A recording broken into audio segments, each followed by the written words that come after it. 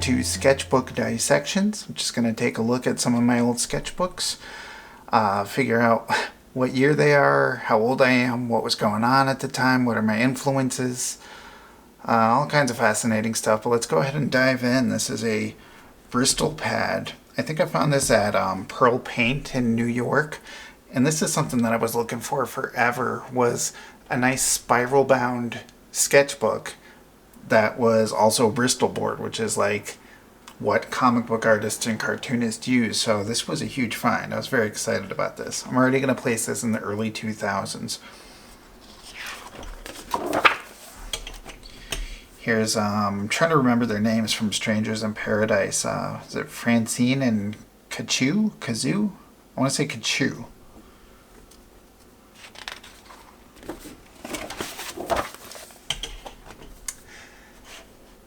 This is something I was super into for a while. This was a comic strip idea I had.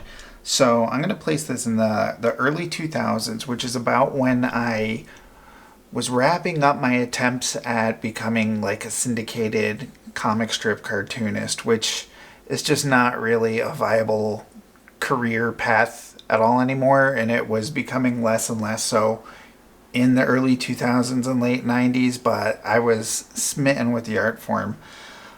So one of the notes that I would always get back is, you know, the concept of my comic strip, which was always Steve Arino, was too generic, and nobody was interested in the concerns of a cartoonist and come up with a better hook. Around 2004, I did Emo Boy, which was kind of proof to me that, yeah, having a good strong hook like emo superpowers, and suddenly I'm published. So I was kind of railing against comic strips at the time, and I came up with this really ridiculous comic strip called The Stigglefink. So it says Michael Stigglefink, but his name was Harvard Stigglefink. He was the mellow coffee-drinking golfer who has all the right answers, except that he was always wrong and just kind of meddling around. Susie Stigglefink was a robot in junior high, so she's kind of like Small Wonder, if I'm not dating myself. Lots of 80s references. So they had a robot daughter. They had a black son named Theo Stigglefink. Bubbly police officer, hot mom. And then the kid, Albert Stigglefink, was supposed to be like Calvin. So he had like an imaginary friend, except it was like a playmate or something. And so the comic strips for Stigglefinks were very abstract and weird, and I did send this out to like newspaper syndicates, and at the time most of the editors knew who I was from pitching Steve Arino all the time, and so suddenly I'm pitching this really weird comic strip.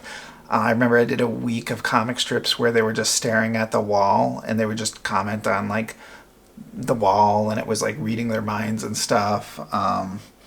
Let's see here. I'm just going to read a random comic strip, and it's probably going to suck. Let's see here. Mom enters. Honey, I'm home. Honey, make me some coffee. Honey, do you want to sleep on the couch? I got honey on it. Yes, so comic strips.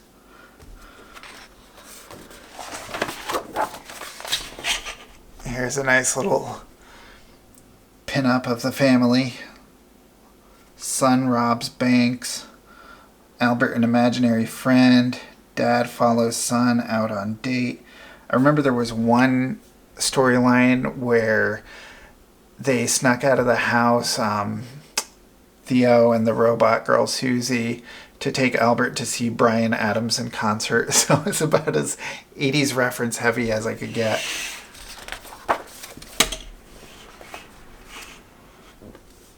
Alright, here's some SpongeBob art.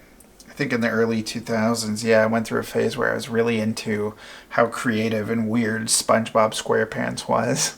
So I'm in my early 20s, maybe late teens, early 20s.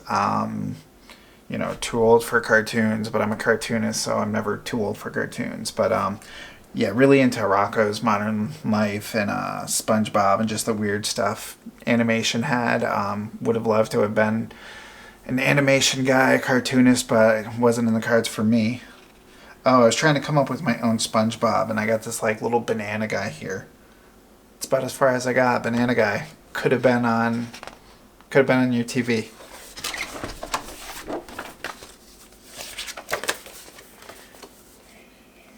Here we go. Some more Sticklefinks.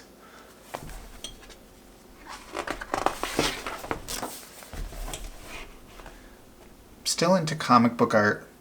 Still trying to develop my style. I had this idea for using really heavy blacks and thinner lines for the details, so we got Denzel Washington from Training Day. Blanking on her name, but Twin Peaks. It's the first time I tried watching Twin Peaks.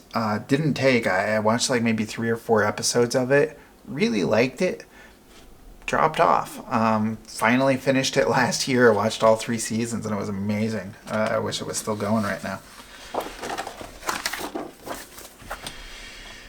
We got Elvis Costello and some guy saying "Say Moo." Don't know what that's about.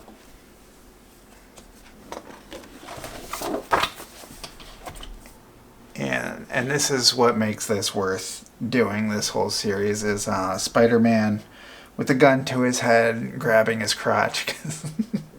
that's the content we want here. That's sketchbook material right there. And look at this, it's got my fingerprints all over it. Splatters.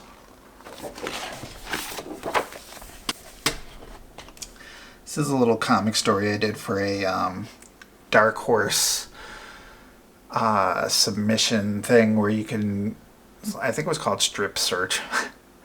You can submit your comics to them, and a certain number of them got printed in books, but a lot of them got online, and mine's got online. And it was, let's see here, ideas. Looking for teen girl's heart, life force, energy. Hacks through until he finds heart, bites into it as he walks away. Girl was killed by tiger. He knows one guy turns into tiger and kills him.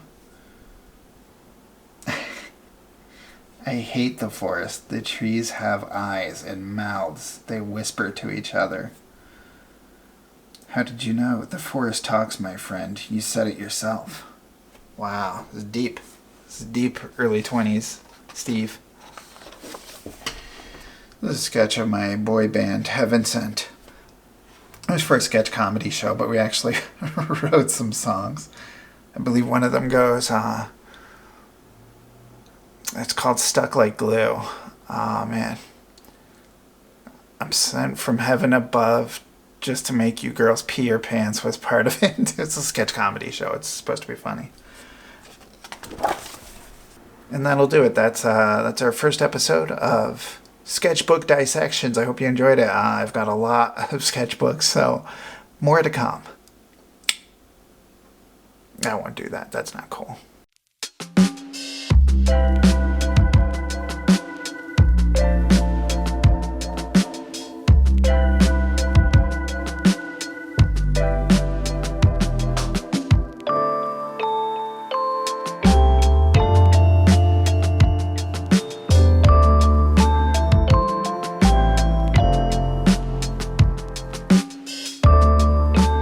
Hey everybody, welcome to another episode of Sketchbook Dissections, where I dissect sketchbooks figuratively, as opposed to literally.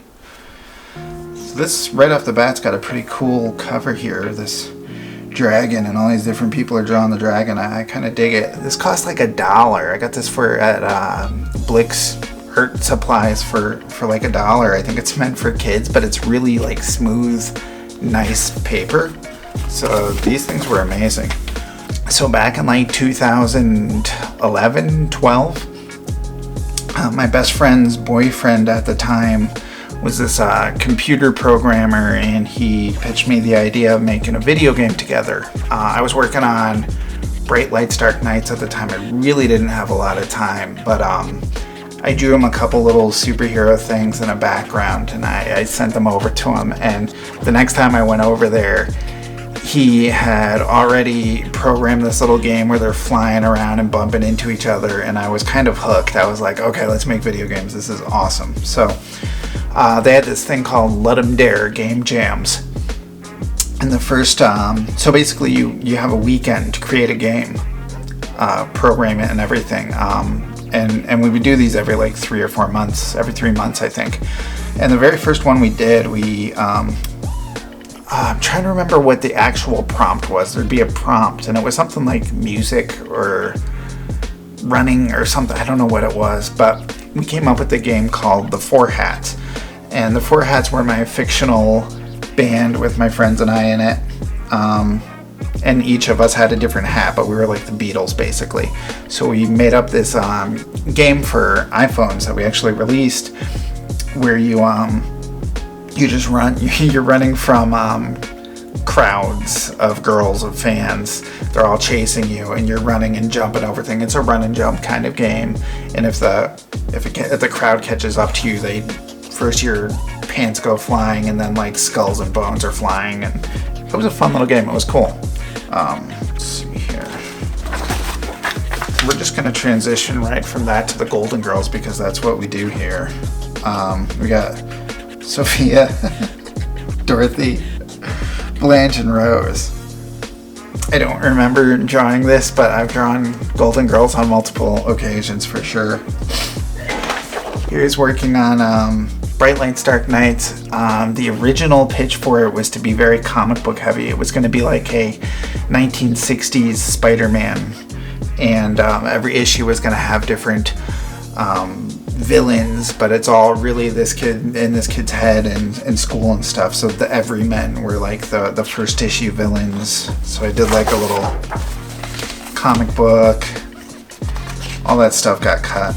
Working on video games, I wanted to do something really spooky, so we have Alley Cross, Undead Alley. It was going to be... I still have a story based on this character, Alley Cross. Here she is dressed up as some kind of butterfly or something, but she goes through her school and there's a zombie apocalypse that happens, and the whole game was going to take place in this school at night, and there was like a lot of weird stuff. At one point there was she gets to the gym and there's this giant dance sequence and you have to like throw basketballs to kill the zombies. And there was a lot of stuff going on. The Murder Broskies. This is another video game concept, another zombie chase runner video game. Oh, so this is cool. Penumbra. This was what became Penumbra. So Sal, the programmer, had been working on a new game concept, and he made a bunch of like temp art for it, like little pixel things, and it was so fun trying. It's like my favorite thing, which is in a dungeon, find a key, find the door, get out of the dungeon, and that's just kind of like a really fun concept. So I was desperate to be part of it. So this is pretty much what it became. This was Penumbra. He's a little black koala bear with a scarf. But I tried a lot of different things. I tried this wizard guy, this little weird alien guy, the fairy from the Alley Cross thing. These are all different original pitches for it. Here's an early concept of him. I started work on this and I regretfully never finished it. I was trying to do, you know those children's books? What are they called? Golden books? I was trying to do The Silentest Hill. It was Silent Hill, but for children. This would have been really awesome if I had finished it. This is the some concept art I did. This became a big poster for Penumbra when we released it with Bulky Pix, the video game publisher, showing his little different steps and the lighting. I think I put a big monster behind him. Here's some more Penumbra planning. These little monsters show up everywhere in the game. Here's some more sketching, what the dungeon might look like, the fireplace, the caverns, all the different levels of the castle, pretty much all ended up in the game. Wow, this is really weird. I don't recall seeing this. This is the Bright Lights, Dark Nights crew. There's Walter, Naomi. That's cool. It's a like totally different style of them, very cartoony. Here's a sketch of Walter and Naomi, a paranoid, cynical, ever-present doubt. Each chapter originally was going to be kind of based like it's its own noir movie. So they were gonna have. I got really into like the old 40s movie posters. So every chapter was gonna have like an illustrated movie poster and some kind of like long rambly noir name like that. It was pretty cool, and I liked the idea, but it just didn't really happen. Here's some Bright Lights, Dark Nights maps. Here's the basement, which is kind of the you got Kingstown. I was coming up with street names for everything. There's the court. Sometimes you just finish the sketchbook early and there's nothing else in there. So that's the end of this episode. Thanks for joining me again, and consider that sketchbook dissected.